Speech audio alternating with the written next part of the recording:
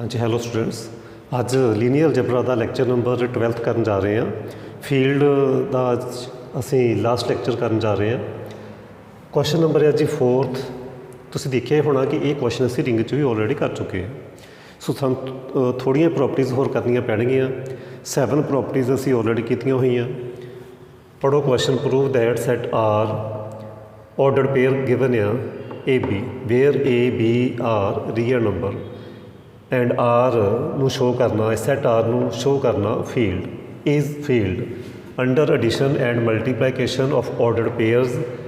Order pair किहड़े आ? A B and C D from set R. Add किस तरीके करना? फस्ट विच फस्ट एलीमेंट ऐड, सैकंड च सैकंड एलीमेंट ऐड। मल्टीप्लाई किस तरीके करना? ए नू सी नाल माइनस बी नू डी नाल। सेम डिस्टेंस वाले नू फस्ट पोजीशन ते रखना ते सबट्रैक्ट करना। दूसरी पोजीशन ते किन्ने आना? बहुत नेड़े वाले बी सी एंड बहुत दूर वाले। देखो इन्हां च डिस्टेंस बहुत थोड़ा तो बहुत ज़्यादा distance first and last element उन्हां दा सम आ। तो असी रिंग शो कर चुके हैं। पहला सेम क्वेश्चन असी सी एक्सरसाइज कर चुके हैं। उहदे विच की प्रॉपर्टीज़ कीतियां ए दियां असी सारियां ही कर लईआं। सोल्यूशन प्रॉपर्टीज़ ऑफ एडिशन वो फस्ट क्लोजर कर ली, वो सैकेंड एसोसीएटिव ला कर लिया, थर्ड एग्जिस्टेंस ऑफ आइडेंटिटी कर ली, वो एग्जिस्टेंस ऑफ इनवर्स कर लिया, कमोटेटिव ला भी कर लिया विद रिस्पैक्ट टू एडिशन। ये असी ऑलरेडी क्वेश्चन सारा किया होया। सो ये तुसी अपने आप करोगे प्रॉपर्टीज़ ऑफ एडिशन। ठीक है जी। एक्सरसाइज तुसी एक्सरसाइज 1C ऑलरेडी कर चुके हैं। उस तो बाद properties of multiplication, properties of multiplication first property closure कर चुके हैं, सैकेंड एसोसीएटिव लॉ कर चुके हैं। मैं 3 प्रॉपर्टीज़ करानियाँ, मैं 3 प्रॉपर्टीज़ करानियाँ। एग्जिस्टेंस ऑफ आइडेंटिटी या यूनिटी कह लो, and 4th property existence of inverse चाहे यूनिट कह लो, एंड कमोटेटिव ला। असी सी डिस्ट्रीब्यूटिव ला भी कर चुके हैं। वो तुसी पिछों देख के अपने आप कर लेना। सो ये प्रॉपर्टीज़ असी ऑलरेडी कर चुके हैं। किहड़ियां? एडिशन दियां 5 प्रॉपर्टीज़, मल्टीप्लीकेशन दियां first 2 properties and distributive law भी कर चुके हैं। मैं तुहानूं जस्ट ये 3 प्रॉपर्टीज़ करा रहा, तुसी बाकी क्वेश्चन अपने आप करना। सो ये कह लो कि ये तुहाडे लिए एक क्वेश्चन जस्ट मैं एक हिंट दे रहा, एक हिंट दे रहा, बाकी तुसी अपने आप कंप्लीट कर लोगे। सो मैं एरो पा दिता, अपने आप करना क्वेश्चन। एरो का मीनिंग ये है तो मैं be the properties of multiplication, properties of multiplication, properties of multiplication इत्थे मैं एरो पा देना। ये तुसी अपने आप प्रॉपर्टीज़ करनी। मैं करा रहा third existence of identity. Identity कहने का मीनिंग है यूनिटी। ਹੁਣ ਤੁਹਾਡੇ ਤੋਂ ਜਿਹੜੇ डायरैक्ट लैक्चर नंबर 12 देख रहे हैं उन्होंने रिक्वेस्ट है कि पहले लैक्चर नंबर फस्ट देखो, दैन सैकेंड, दैन थर्ड, फिर समझाना। हर एक लैक्चर का एक दूसरे के नाल लिंक है। सो डायरैक्टली तुहानूं लैक्चर नंबर 12 नहीं समझाएगा। सो लैक्चर नंबर फस्ट पहले देखना पेगा। सो की करते हुंदे असीं, की डेफिनेशन आ यूनिटी दी, आइडेंटिटी दी, वो असीं अप्लाई करांगे। Let X belongs to R, set R be any element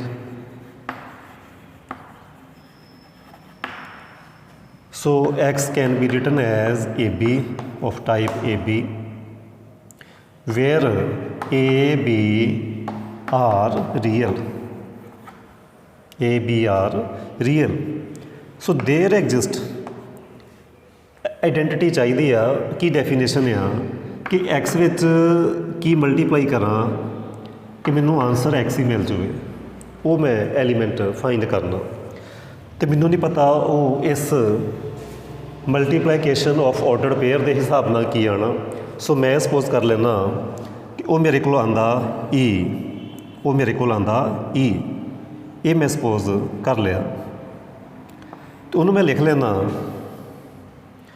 मैं लिख लेना ई नू, चलो मैं लिख लेना GH, G,H, इस तरीके लिख लेना GH नहीं भी लिखना, चलो CD ही ले लो, CD B इनवर्स, सपोज कर लिया B inverse of X, sorry identity करते पे हैं, B identity of set R, suppose कर ली कि R दी ए आइडेंटिटी है तो दी वैल्यू ए वाली होएगी, सच दैट की डेफिनेशन की आ वो अप्लाई करिए। What is the definition of identity? X into E is equal to X, AB X की वैल्यू पुट करो AB, value of E is CD, again value of X is AB। Okay, हुण multiply करांगे same आही चीज़, AC minus BD comma BC plus AD is equal to AB। Compare ordered pairs, first दे equal होएगा, second दे equal होएगा। So AC minus BD is equal to A and BC plus AD must be is equal to B। एक side ते कर लोगे, इनू एक साइड ते करोगे तो की होएगा, देखो असी फाइंड करना CD। ई सपोज किया, कहने का मीनिंग CD सपोज किया, असी C ते D दियां वैल्यूज़ कैलकुलेट करांगे, विच इंपलाइज, ये तो असी स्टेटमेंट मैं दोबारा लिख लेना, AC माइनस BD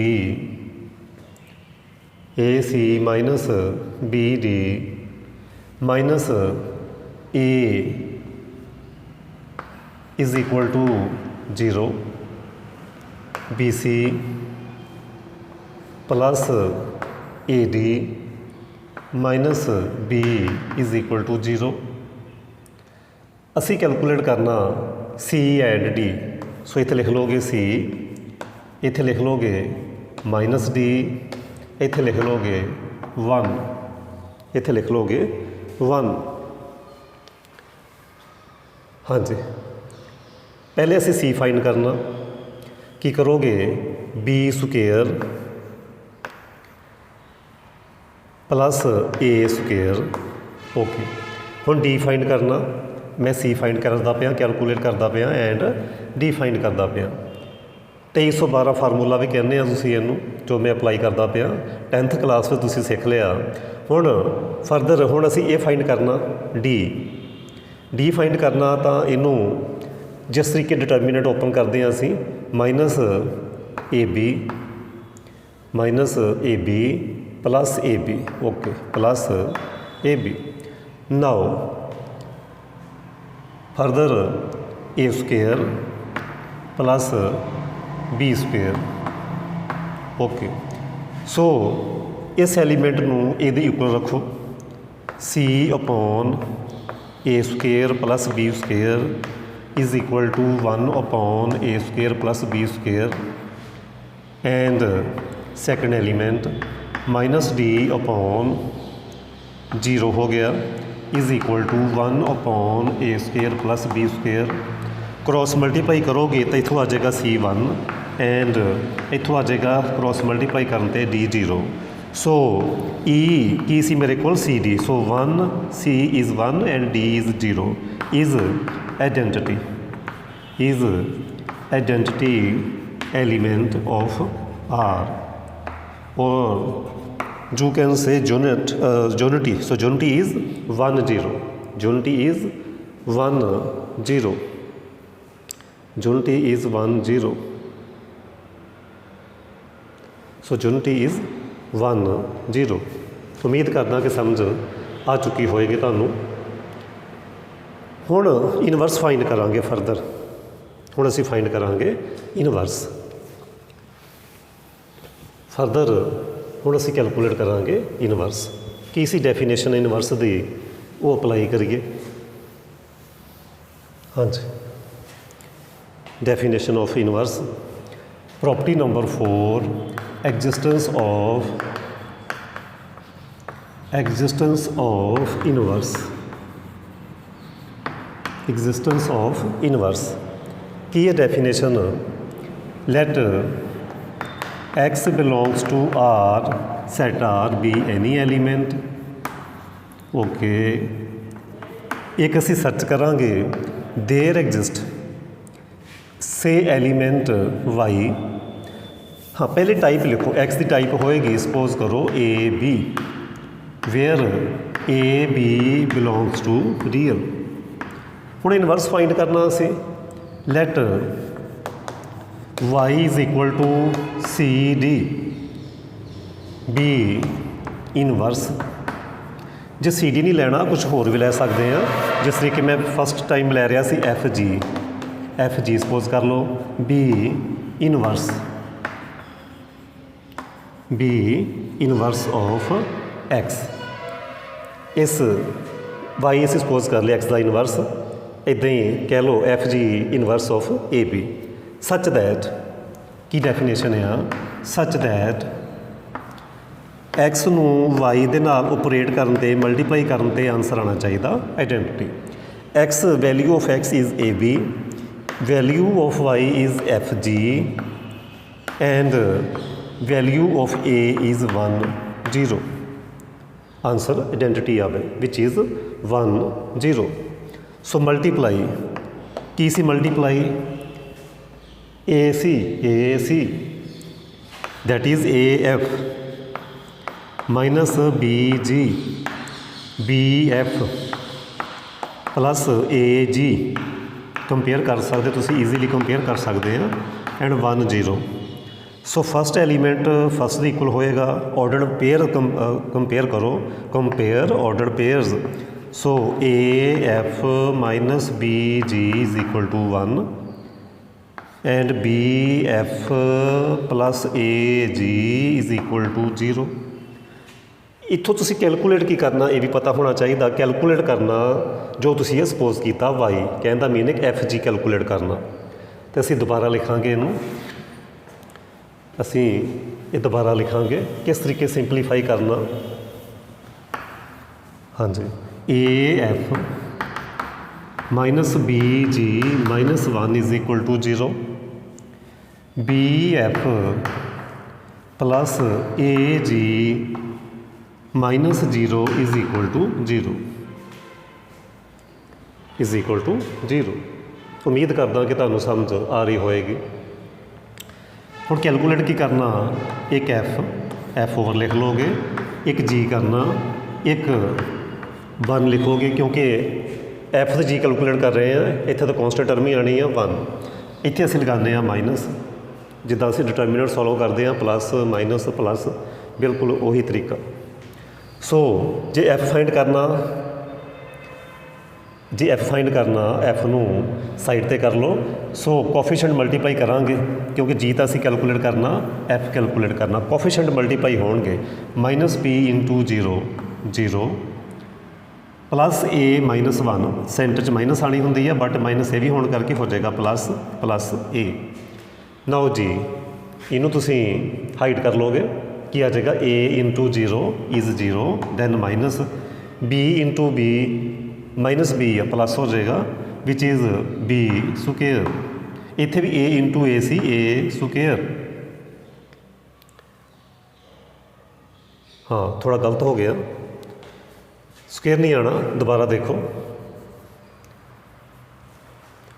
हाँ जी की करना सी? बी इंटू 0 प्लस ए, इधर जो इनू करोगे तुसी A into 0 0 minus plus B.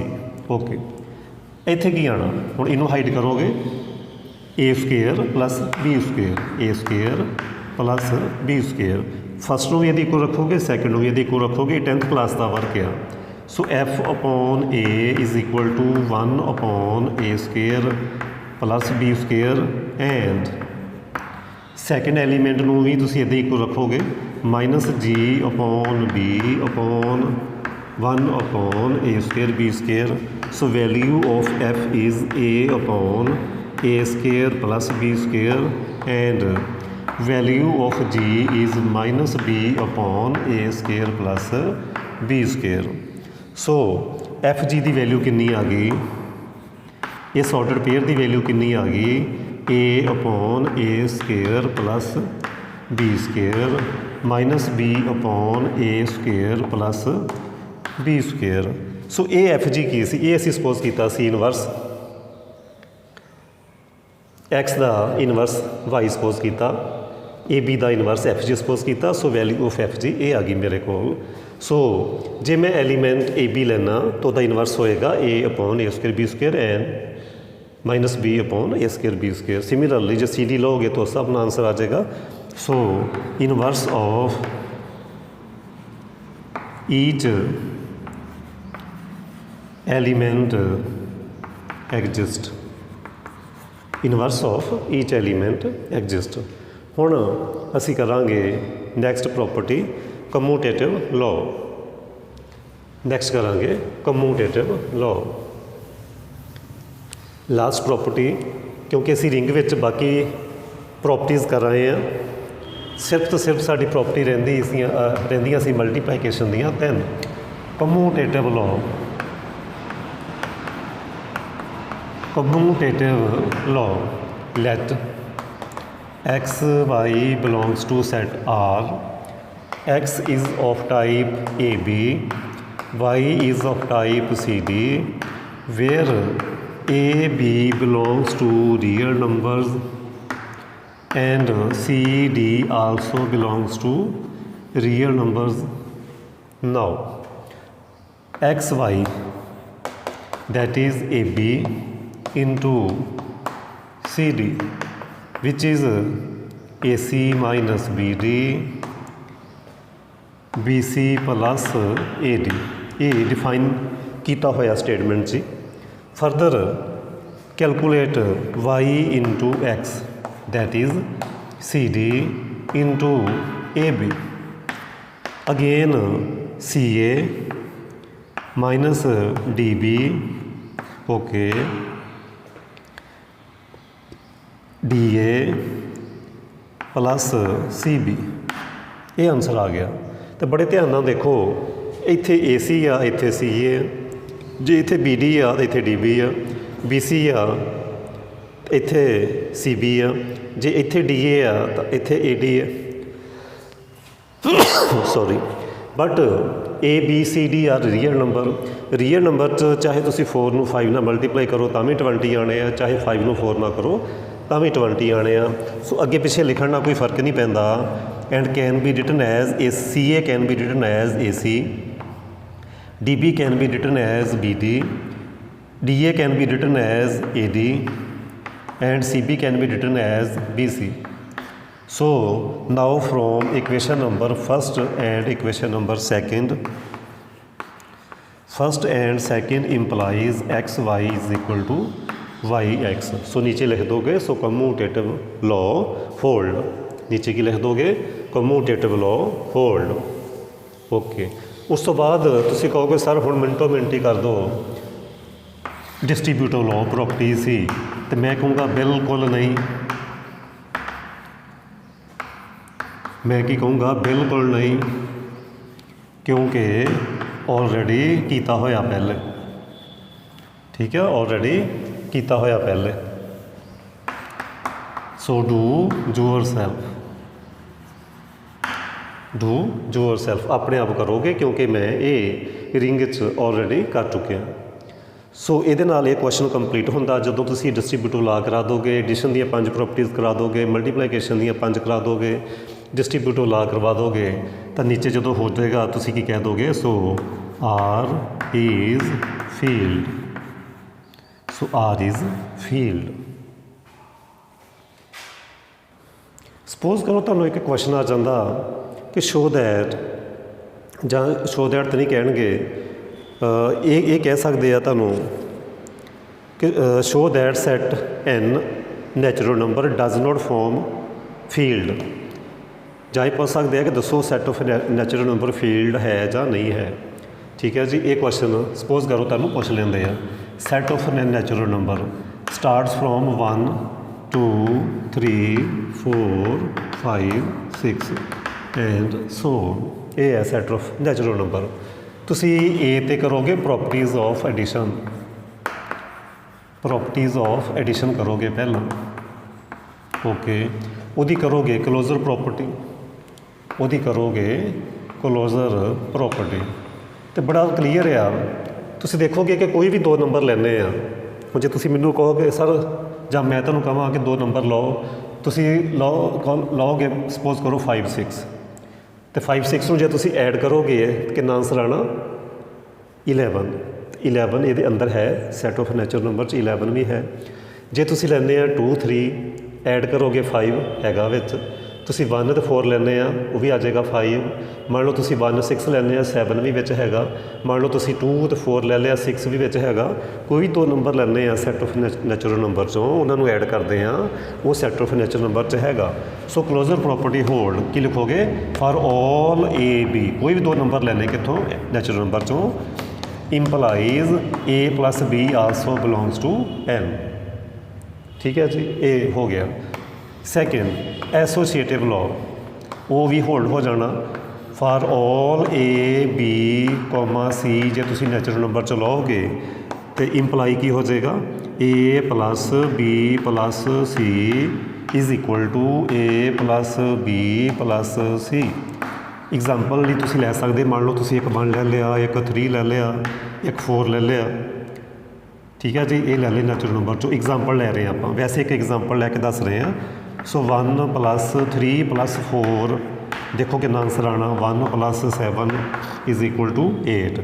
ਜੇ ਤੁਸੀਂ ਕਰੋਗੇ 1 ਪਲੱਸ 3 ਪਲੱਸ 4, ਫਿਰ ਦੇਖੋ 1 ਪਲੱਸ 3 ਹੋ ਗਏ 4 ਪਲੱਸ 4, ਤਾਂ ਵੀ ਆਂਸਰ 8 ਆਇਆ। ਇਸ ਤਰੀਕੇ ਮਤਲਬ ਕਿ ਐਸੋਸੀਏਟਿਵ ਲਾਅ ਵੀ ਨੈਚੁਰਲ ਨੰਬਰ 'ਚ ਹੋਲਡ ਕਰਦਾ। So third property existence of identity, existence of identity. ਇਹਦੇ 'ਚ ਕੀ ਕਰਨਾ ਹੁੰਦਾ,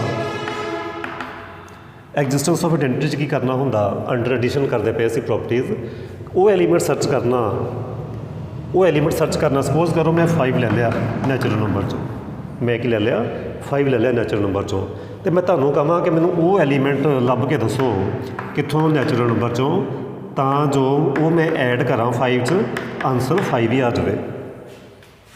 ਮੈਂ ਕੀ ਕਹਾਂ ਕਿ ਮੈਂ ਲੈ ਲਿਆ ਐਲੀਮੈਂਟ 5 ਨੈਚੁਰਲ ਨੰਬਰ 'ਚੋਂ, ਅਤੇ ਤੁਸੀਂ ਮੈਨੂੰ ਦੱਸੋ ਐਲੀਮੈਂਟ ਕਿਹੜਾ ਇਸ ਨੈਚੁਰਲ ਨੰਬਰ 'ਚ ਕਿ 5 'ਚ ਐਡ ਕਰਾਂ ਅਤੇ ਆਂਸਰ 5 ਰਵੇ। ਤੁਸੀਂ ਕਹੋਗੇ ਸਰ ਐਲੀਮੈਂਟ ਤਾਂ ਹੁੰਦਾ 0, ਬਟ 0 ਤਾਂ ਹੈ ਹੀ ਨਹੀਂ ਇਹਦੇ ਵਿੱਚ, 0 ਤਾਂ ਹੈ ਹੀ ਨਹੀਂ।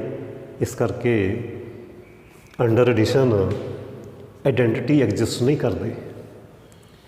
There does not exist 0 does not belongs to n such that 5 plus 0 is equal to 5। ਦੇਖੋ ਹੁੰਦਾ ਤਾਂ ਇਹ ਹੈ ਨਾ, 5 'ਚ 0 ਐਡ ਕਰੀਏ ਆਂਸਰ 5 ਆਉਂਦਾ, ਬਟ ਉਹ 0 ਨੈਚੁਰਲ ਨੰਬਰ 'ਚ ਹੈ ਹੀ ਨਹੀਂ। ਇਹਦਾ ਮੀਨਿੰਗ ਇਹ ਹੋਇਆ ਕਿ ਦੇਅਰ ਡਜ਼ ਨੋਟ ਐਗਜ਼ਿਸਟ, ਮੈਂ ਇਹ ਲਿਖੂੰਗਾ for all A belongs to natural number, there does not exist 0 belongs to n, does not exist 0 such that a plus 0 is equal to a plus 0 is equal to a ਆ ਜਾਵੇ। ਸੋ ਉਹ 0 exist ਹੀ ਨਹੀਂ ਕਰਦੀ। ਸੋ ਕੀ ਕਹਿ ਸਕਦਾ ਮੈਂ, ਸੋ identity element, ਜਾਂ ਇਹ ਕਹਿ ਲਓ ਹਾਂ, so identity element does not exist। So ਮੈਂ ਇੱਥੇ ਕੰਮ ਖਤਮ ਕਰ ਦੇਣਾ, ਇੱਕ ਵੀ ਪ੍ਰੋਪਰਟੀ 'ਚ ਹੋਲਡ ਨਹੀਂ ਕੀਤੀ ਤਾਂ ਫੀਲਡ ਨਹੀਂ ਹੋਣਾ। So F is not field, field ਤਾਂ ਛੱਡੋ, ਇਹ ਗਰੁੱਪ ਨਹੀਂ ਬਣਨਾ ਅੰਡਰ ਐਡੀਸ਼ਨ, ਠੀਕ ਹੈ ਨਾ। ਇਹ ਤਾਂ ਫੀਲਡ ਤਾਂ ਇੱਕ ਬੰਨੇ ਰਹੀ ਗੱਲ, ਇਹ ਤਾਂ ਗਰੁੱਪ ਨਹੀਂ ਬਣਿਆ। ਠੀਕ ਹੈ ਨਾ। ਮੈਂ ਇਹ ਵੀ ਕਹਿ ਸਕਦਾ ਸੋ ਜਿਹੜਾ ਵੀ ਇਹ ਸੈਟ ਆ n ਇਜ਼ ਨੋਟ ਆ ਗਰੁੱਪ। ਇਹ ਤਾਂ ਗਰੁੱਪ ਹੀ ਨਹੀਂ ਬਣਿਆ, ਫੀਲਡ ਤਾਂ ਬਹੁਤ ਦੂਰ ਦੀ ਗੱਲ। ਜੇ ਗਰੁੱਪ ਹੀ ਨਹੀਂ ਬਣਿਆ ਤਾਂ ਰਿੰਗ ਨਹੀਂ ਬਣਨਾ, ਰਿੰਗ ਨਹੀਂ ਬਣਿਆ ਤਾਂ ਫੀਲਡ ਨਹੀਂ ਬਣਨਾ। ਸੋ ਇਸ ਤਰੀਕੇ ਵੀ ਕੁਐਸਚਨ ਆ ਸਕਦਾ। ਜੇ ਐਗਜ਼ਿਸਟ ਕਰਦੀ ਹੁੰਦੀ, ਮੰਨ ਲਓ ਇਹ ਹੋਲ ਨੰਬਰ ਹੁੰਦਾ, ਉਹ 'ਚ 0 ਵੀ ਹੋਣਾ ਸੀ, ਫਿਰ ਇਹ ਐਗਜ਼ਿਸਟ ਕਰ ਜਾਣੀ ਸੀ ਇਹ ਪ੍ਰੋਪਰਟੀ। ਫਿਰ ਕੀ ਹੋਣਾ ਸੀ, ਉਸ ਤੋਂ ਬਾਅਦ ਆਪਾਂ ਇਨਵਰਸ ਲੱਭਣਾ ਸੀ, ਫਿਰ ਇਨਵਰਸ 'ਤੇ ਕੰਮ ਅੜ ਜਾਣਾ ਸੀ। ਜੇ ਮੈਂ 5 ਲੈਂਦਾ ਐਲੀਮੈਂਟ, ਮੰਨ ਲਓ ਇਹ ਮੈਂ ਇੱਥੇ 0 ਲਾ ਦਿੰਦਾ, ਹੋਲ ਨੰਬਰ ਲੈ ਲੈਂਦਾ। ਮੈਂ 5 ਲੈ ਲਿਆ ਸਪੋਜ਼ ਕਰੋ, ਇਹਦੇ 'ਚੋਂ ਹੋਲ ਨੰਬਰ 'ਚੋਂ, ਮੰਨ ਲਓ ਹੋਲ ਨੰਬਰ ਆ ਮੇਰੇ ਕੋਲ, ਉਹ 'ਚ 0 ਵੀ ਹੁੰਦਾ, ਆਈਡੈਂਟੀਟੀ ਮਿਲ ਗਈ। ਫਿਰ ਤੁਸੀਂ ਉਹ ਐਲੀਮੈਂਟ ਸਰਚ ਕਰਨਾ ਉਸ ਹੋਲ ਨੰਬਰ 'ਚੋਂ, ਸੱਚ ਦੈਟ ਕਿ 5 'ਚ ਮੈਂ ਕੀ ਐਡ ਕਰਾਂ, ਆਨਸਰ ਆਈਡੈਂਟੀਟੀ ਆ ਜਾਵੇ, 0 ਆ ਜਾਵੇ। ਤੁਸੀਂ ਕਹਿਣਾ -5 ਚਾਹੀਦਾ ਸੀ ਆਪਾਂ ਨੂੰ, ਬਟ -5 ਹੋਲ ਨੰਬਰ 'ਚ ਵੀ ਹੈ ਨਹੀਂ, ਸੋ ਹੋਲ ਨੰਬਰ ਵੀ ਗਰੁੱਪ ਨਹੀਂ ਹੈਗਾ ਅੰਡਰ ਐਡੀਸ਼ਨ। ਸੋ ਇਸ ਤਰੀਕੇ ਦੇ ਕੁਐਸਚਨ ਵੀ ਪੁੱਛੇ ਜਾ ਸਕਦੇ ਆ, ਜਿਹਦੇ ਵਿੱਚ ਕੀ ਹੁੰਦਾ, ਉਹ ਗਰੁੱਪ ਫਾਰਮ ਨਹੀਂ ਹੁੰਦਾ। ਜੇ ਗਰੁੱਪ ਨਹੀਂ ਫਾਰਮ ਹੁੰਦਾ ਤਾਂ ਨਾ ਤਾਂ ਰਿੰਗ ਹੋ ਸਕਦਾ ਅਤੇ ਨਾ ਉਹ ਕੀ ਨਹੀਂ ਹੋ ਸਕਦਾ, ਫੀਲਡ ਨਹੀਂ ਹੋ ਸਕਦਾ। ਇਸੇ ਤਰੀਕੇ ਇੱਕ ਕੁਐਸਚਨ ਆ ਜੋ ਤੁਸੀਂ ਕਰਨਾ, ਗਰੁੱਪ ਦਾ ਕੁਐਸਚਨ ਆ, ਜੋ ਤੁਸੀਂ ਧਿਆਨ ਨਾਲ ਕਰਿਓ। ਐਗਜ਼ਾਮਪਲ ਐਕਸਰਸਾਈਜ਼ 'ਤੇ ਮੈਂ ਸਾਰੇ ਆਲਮੋਸਟ ਕੁਐਸਚਨ ਕਰਾ ਚੁੱਕੇ ਹਾਂ। ਇੱਕ ਐਗਜ਼ਾਮਪਲ 11th ਇਸ ਟਾਈਪ ਦਾ ਕੁਐਸਚਨ ਪੇਪਰ 'ਚ ਆ ਸਕਦਾ। ਇੱਕ ਮੈਟ੍ਰਿਕਸ ਦਿੱਤੀ ਹੋਈ ਉਹਨਾਂ ਨੇ, A alpha cos alpha minus sine alpha over cos alpha is group under matrix multiplication. ਇਹ ਤੁਸੀਂ ਇਹ ਕੁਐਸਚਨ ਕਰਿਓ। ਜੇ ਨਾ ਸਮਝ ਆਇਆ ਤਾਂ ਮੈਨੂੰ ਦੱਸਿਓ, ਫਿਰ ਮੈਂ ਇਹਦਾ ਲੈਕਚਰ ਵੀ ਪਾ ਦਾਂਗੇ ਆਪਾਂ। ਇਹਦੇ ਨਾਲ ਮੇਰਾ ਇਹ ਚੈਪਟਰ ਕੰਪਲੀਟ ਹੈ। ਅੱਜ ਟੋਟਲ 12 ਲੈਕਚਰ ਲੱਗੇ ਇਸ ਲੈਕਚਰ ਨੂੰ ਕੰਪਲੀਟ ਕਰਨ ਦੇ ਲਈ, ਅਤੇ ਇਸ ਤੋਂ ਬਾਅਦ ਮੈਂ ਚੈਪਟਰ ਕੰਪਲੀਟ ਕਰਨਾ ਫਸਟ ਨਿਊਮੈਰੀਕਲ ਐਨਾਲਿਸਿਸ ਦਾ। ਉਸ ਤੋਂ ਬਾਅਦ ਫਿਰ ਅਸੀਂ ਵੈਕਟਰ ਸਪੇਸ ਸ਼ੁਰੂ ਕਰਾਂਗੇ। ਵੈਕਟਰ ਸਬ ਸਪੇਸ ਬਹੁਤ ਇੰਟਰਸਟਿੰਗ ਆ, ਅਤੇ ਬਹੁਤ ਛੋਟੇ ਸਮੇਂ ਆ, ਬਹੁਤ ਛੋਟੇ ਕੁਐਸਚਨਸ ਆ ਉਹ। ਜਿਸ ਤਰੀਕੇ ਤੁਸੀਂ ਮੰਨ ਲਓ ਕਲੋਜ਼ਰ ਪ੍ਰੋਪਰਟੀ ਕਰਾਈ ਹੈ ਨਾ, ਇੰਨੀ ਕੁ ਲੈਂਥ ਹੀ ਆ ਉਹਨਾਂ ਦੀ। ਸੋ ਬਹੁਤ ਇੰਜੋਏ ਕਰੋਗੇ ਕੁਐਸਚਨ ਕਰਦੇ ਹੋਏ।